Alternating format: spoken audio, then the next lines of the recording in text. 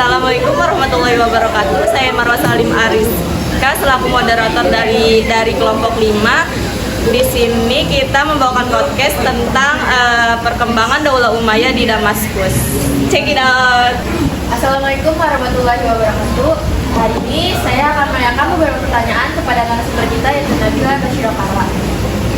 Untuk pertanyaan pertama, saya akan menanyakan bagaimana usaha yang dilakukan oleh Bani Umayyah dalam bidang pendidikan. Terima kasih. Jawabannya itu usaha yang dilakukan oleh Bani Umayyah dalam bidang pendidikan yaitu masjid yang dijadikan sebagai pusat aktivitas ilmiah, sastra, diskusi, dan pembelajaran lainnya. Pada daerah Pakistan banyak didirikannya masjid, yaitu beberapa masjid yaitu Masjid Al-Haram di Mekah dan Masjid Nabawi di Madinah. Juga menjadi pusat kajian ilmu yang sering dikunjungi oleh orang-orang muslim dari berbagai daerah. Terima kasih. Lalu saya menanyakan pertanyaan selanjutnya. Tolong jelaskan pusat peradaban Daulah Umayyah di Damaskus seperti kota Damaskus itu sendiri. Jawaban dari Nawafa ini, kota Damaskus menjadi pusat pemerintahan Islam sejak masa Kekhilafahan Muawiyah. Damaskus menjadi kota paling besar dan paling megah di wilayah pemerintahan Islam. Kota Damaskus itu sendiri memiliki 87 gerbang yang dilengkapi dengan menara tinggi, sehingga jika akan mengunjunginya, menara-menara itu sudah terlihat dari jauh.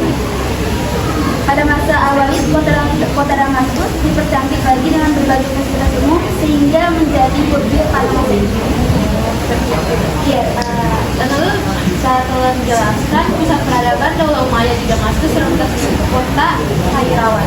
Kalau di kota Kairawan itu sendiri dibangun oleh Gubernur Afrika Utara Uqbah bin Nafi al-Fikri yang diangkat oleh Muawiyah bin Abu Sufyan. Uqbah membangun Kairawan sebagai benteng perlindungan bagi pasukan tentara kaum muslimin dan harta kekayaannya dari serangan musuh. Kairawan yang diletakkan jauh dari pantai menjadikan kaum ini merasa aman dari serangan kaum. Terima kasih atas penjelasannya. Lalu pertanyaan selanjutnya, mengapa kekuasaan dinasti Umayyah di Damaskus itu bisa berakhir? Jadi peristiwanya itu setelah Hisham wafat, khalifah selanjutnya tidak hanya lemah, tetapi juga berpengaruh. Pada akhirnya kekuasaan Bani Umayyah di Damaskus runtuh pada bulan Januari 350 ketika Khalifah Marwan kedua dikalahkan oleh pasukan Abbasiyah di pertempuran Mudak. Lalu bagaimana peran Muawiyah bin Abu Sufyan dalam pembentukan Daulah Umayyah di Damaskus? Jadi Muawiyah bin Abu Sufyan adalah pendiri Daulah Umayyah dan menjabat sebagai khalifah pertama. Ia memindahkan ibu kota dari Madinah Al-Munawwarah ke kota Damaskus dalam wilayah Suriah. Pada masa pemerintahannya, ia melanjutkan perluasan wilayah kekuasaan Islam yang terhenti pada masa Khalifah Utsman dan Ali.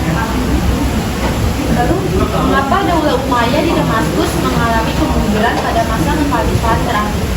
Jadi kemunduran dinasti Umayyah itu disebabkan oleh faktor-faktor, yaitu yang pertama terjadinya perebutan kekuasaan di kalangan keluarga Bani Umayyah. Yang kedua, Umayyah lalai dalam menjalankan roda kepemimpinannya. Semakin menurunnya konflik antara suku Arab dan Selatan.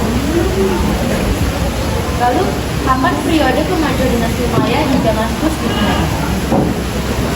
Bani Umayyah mencapai masanya.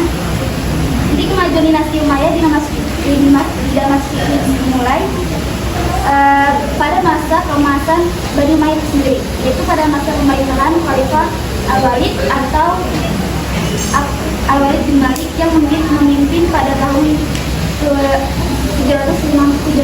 sampai 715 Masehi. Pertanyaan berikutnya, bisa tolong sebutkan dan jelaskan organisasi ketatanegaraan yang dibentuk Daulah Umayyah di Damaskus. Jadi Daulah Umayyah sudah membentuk organisasi ketatanegaraan meliputi An-Nizamus Syai, yaitu organisasi politik yang meliputi kekhalifahan berubah dari sistem syura menjadi sistem monarki, al-kitabah atau sekretaris negara. Terdiri dari Kitabul Rasail, Kitabul Khalid, Kitabul Judi, dan Kitabul Sunnah, dan yang baru adalah Al-Hijabah. Kemudian ada An-Nizamul Idari, yaitu organisasi tata usaha negara terdiri dari ada WAHI, yaitu kantor pusat yang bertugas mengurus tata usaha negara yang terdiri dari Diwanul Kharaj, Diwanul Nazair, Diwanul Instagram Sanawiyah, dan Diwanul Nabul Kasih. Kemudian ada Nizamul Mal, yaitu organisasi keuangan, ada Nizamul Harbi atau organisasi pertahanan, Nizamul Qadai, yaitu organisasi kehakiman. Lalu bisa tolong sebutkan beberapa faktor yang mengantarkan kemunduran Daulah Umayyah di Damaskus. Jadi beberapa faktor yang mengantarkan kemunduran Daulah Damaskus itu sendiri. Yang pertama adalah ketidakpuasan pemeluk Islam yang Arab atau sering disebut dengan Mawali. Kaum Mawali pada masa Daulah Umayyah merasa dimarginalkan dengan tidak mendapat hak yang sama dalam hal tunjangan dan beberapa hak lain yang tidak dikabulkan. Kemudian ada sistem pemilihan khalifah melalui garis keturunan monarki religius merupakan sesuatu yang baru bagi bangsa Arab. Sistem ini pada praktiknya sering menyebabkan terjadinya persaingan yang tidak sehat untuk merebut kekuasaan di kalangan keluarga dan terkadang tidak melalui pertimbangan matang berkaitan dengan faktor pengalaman dan usia. Kemudian faktor yang ketiga adalah terjadinya persaingan antara kelompok suku Arab Mudariyah dan suku Arab Himyariyah yang Daulah Umayyah itu cenderung membela kepada salah satu pihak. Kemudian yang faktor yang keempat adalah konflik dari beberapa golongan yang melatar belakangi terbentuknya Daulah Umayyah karena seawal pembentukan seperti Taufi'ah, Khawarij yang terus berkembang menjadi gerakan oposisi yang semakin kuat dan mengancam kedaulatan. Kemudian faktor terakhir yang dapat kita itu adalah menguatnya kekuatan Abbasiyah dari keturunan Bani Hashim. Terima kasih. Saya ingin tanyakan, semoga informasi dan jawaban-jawaban yang diberikan oleh Nabila bisa berguna dan bermanfaat untuk kita semua. Sekian dari saya. Wassalamualaikum warahmatullahi wabarakatuh.